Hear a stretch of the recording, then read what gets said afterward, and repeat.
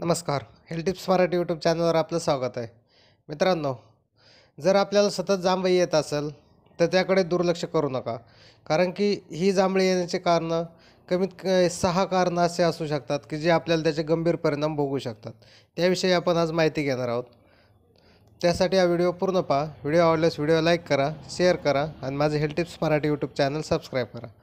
तर पहा मित्रांनो, जांभई येणे हा आपल्या रोजच्या जीवनातील अनुभव असू शकतो.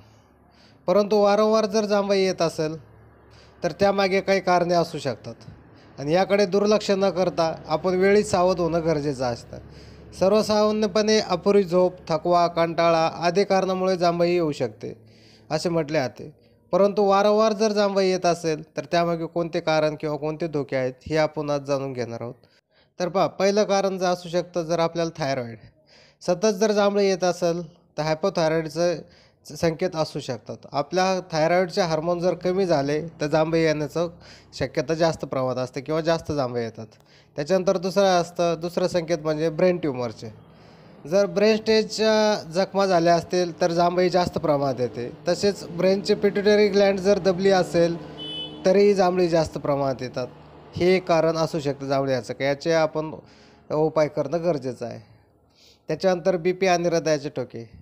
तणावामुळे ब्लड प्रेशर वाढते किंवा हृदयाचे ठोके संथ गतीने पडतात. त्यामुळे ऑक्सिजन ब्रेनपर्यंत व्यवस्थित पोहोचत नाही.